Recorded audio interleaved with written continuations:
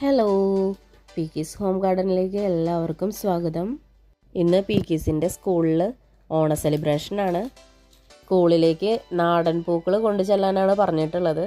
അതിന് നാടൻ പൂക്കളായിട്ട് ചെത്തിപ്പൂവും മന്ദാരവും മാത്രമാണ് കിട്ടിയുള്ളൂ. ഇന്ന് മുകളിൽ 5 താമരപ്പൂക്കളും 2 ആമ്പലും ഉണ്ടായിരുന്നു. മിനിഞ്ഞാന്നും ഇന്നലെയും ഇന്നും ഒക്കെ വിരിഞ്ഞിട്ടുള്ള എല്ലാ പൂക്കളും ഞാൻ പൊട്ടിച്ചെടുത്തിട്ടുണ്ട്.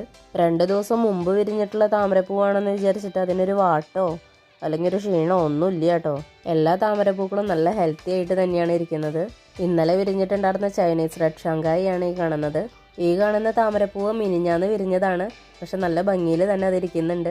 വീഡിയോയുടെ തുടക്കത്തിൽ കാണിച്ചിട്ടുണ്ടായിരുന്ന ആ മുട്ട് വിരിയിക്കുന്ന ഭാഗം ഉണ്ടല്ലോ, അത് ഈ പൂവാണ് കേട്ടോ. അത് ഞാൻ വിരിയിച്ചെടുത്തതാണ്. പീക്ക് ഓഫ് പിങ്ക് ആണ് ആ പൂവ്. 2-3 മന്ദാരും ചെത്തിപ്പൂവും ഒക്കെയും കൂടിയിട്ടാണ് കൊടുത്തയച്ചിരിക്കുന്നത് കുട്ടിക്ക്. പൂവ് വാടി പോവാതിരിക്കാനായിട്ട് വെള്ളത്തിലിട്ട് വെച്ചൊക്കെയാണ്. വീഡിയോ ലൈക്ക് ചെയ്ത് സബ്സ്ക്രൈബ് ചെയ്യാൻ ആരും മറക്കല്ലേ.